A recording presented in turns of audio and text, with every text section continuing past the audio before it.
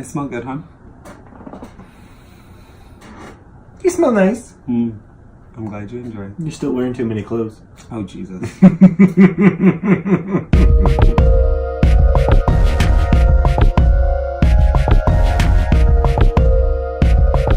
Hi, guys, and welcome back to another episode of Relation Chat, the after show for our podcast, Relation Shit. We, of course, are your hosts, the Critellis. I am Marco. And of course, I'm Tony. So excited to be back for another week. We, of course, got to start it off the good way with another glass of wine and another vodka soda. Of course. What a turd. You're the one who keeps saying, of course. Of course. So exciting. What a fun / interesting week. It was a very interesting episode, right? It has been. It was a good one. I enjoyed it. I say fun only because it was a really, I think, meaty topic that just had a lot to talk about, which was fantastic. And of course, we're talking about our episode Before He Cheats, which was about cheating. Really? Surprise, I thought it was about bologna. Fried bologna. Fried, indeed. Shout out. But what a very interesting episode. So, of course, we read a couple of articles. The first one was the 8 reasons that people cheat. Was there anything that was on that list that was profound to you or that stuck out to you or anything that was memorable? I think learning empirically that the number one reason was sexual dissatisfaction, I think was like really very telling for me. It was impactful. Sure. It was important to note that, like, you know, so often this puritanical society that we live in, like, we don't talk about our sex, our sexuality, our needs, our wants, our desires. And to hear that that's the number one reason that people cheat, like, it just goes to show you, like, the dysfunction and the importance of communication. Yeah, absolutely. I thought it was very interesting, and we ended up having a really in-depth conversation about the falling out of love with your partner concept. We did. Of course, I had an opinion, surprise, surprise, regarding that situation because, I am of the belief that, like, love never leaves, especially if you actually mean it.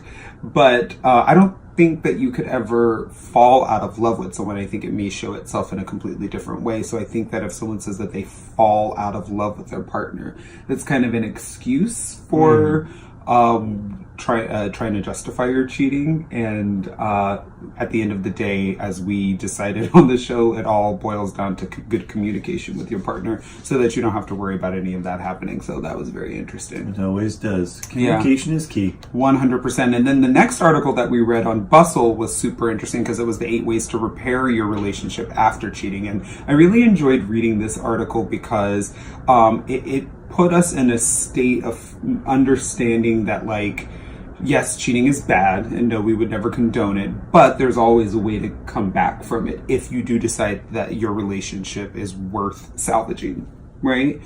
So there was amazing things like don't automatically assume the relationship is doomed, which I think that you really had like an aha moment behind. Definitely. I've always been like, no, that's like my deal breaker. And it was interesting because I didn't even experience it until we were discussing the article, but I didn't know that I might be able to come away from that and not have an apocalyptic experience. So it was very interesting. Yeah. And of course there were like ones like limit the times when you talk about the infidelity or cut off all communications with the other person. Like, duh. I feel like that makes sense, but super helpful because some people need that reminder apparently. So that makes sense. And then being honest with yourself and with your partner, I think, was really, really impactful as well, because you can't start from a place of repair if you don't come from a place of honesty. Yeah, and like the whole idea of like letting your partner ask whatever questions they need because this is part of their process. Like, I thought that was really great.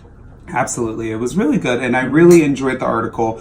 Again, it's a very difficult conversation because cheating is bad coming from someone who's been cheated on multiple times. Not by me. Not by him.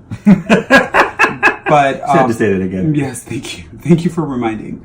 But I think at the end of the day, the concept within itself is very challenging, but it was great to have an open conversation about it and what it means. Yeah, it was really good. Yeah, so what say we hop into our next listener situation for the week? Hippity hop, here we go. Oh, aren't you going to read it off of your phone today, huh? I am. We're going to do things a little differently. Fancy dancy over here. Hi guys, my name is Evan and I'm 16 years old. I'm dating my first boyfriend and he's really great. He's smart and funny and super cute. I'm out to my family, but he isn't with his. That hasn't really been a problem for us until now. His dog just died, and I really want to be there for him. But I can't spend time at his house, and we can't talk for a long time on his cell phone because his parents monitor his history and ask a lot of questions. Good parents. I don't know how to be there for him under these circumstances. Any advice? Yeah, I mean, we actually went through this in the beginning of our relationship where my cat died.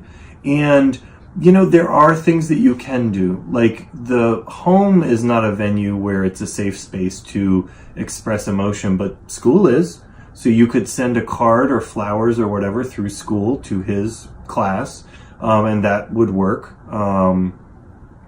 There's other ways for you to be there for him. And I think even just expressing this feeling of discomfort, helplessness, this desire to do more with a feeling of an inability to do more. I think just telling him that would mean the world to him. I think that would go a long way. Well, I also think, simmer down, because you also have to remember that, your way of helping may not necessarily be his way of helping. So I would definitely find out what it is that he may need for you to do for him, so that he feels comfortable with the situation. Because, for us, for example, when your cat died, you were like, I just need to kind of be left alone for a little while. Yeah. And I left you alone. And what I instead did was I went and got a card and I filled it out and told you how sorry I was. And I think I left it in flowers at your doorstep.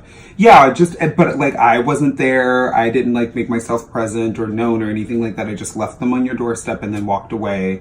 And then you called me immediately and thanked me profusely for doing that, and for giving you the space. And then you ended up wanting to see me 2 days later. So it was so that time and space that you thought you needed felt better and a distant, because I gave you what you wanted for a little bit, which was really great. So I would just check in with him and see what it is that he needs or wants, because you would be surprised. You may think that you need to be all up in his grits, and he may be like, girl, please back away.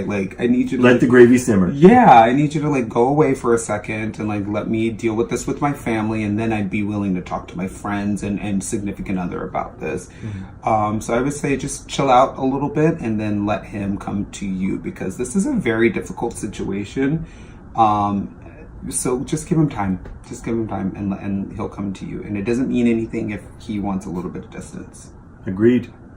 Awesome. Well, that is going to do it for this week's Listener Shituation. Thank you guys so much for joining us and being a part of our IGTV. We have been having so much fun doing this and having you guys be a part of it. You all be a part of this. So thank you for joining in week after week. Of course, you could write into us.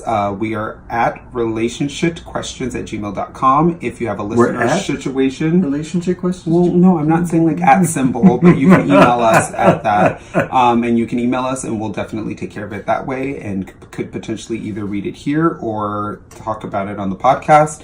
And then if you want to interact with us via social media, we are at Pod Relationship. And there's on Instagram, Facebook, and Twitter. Thank you guys so much for joining in. We love you all, and we'll see you next week. Bye. Toodles.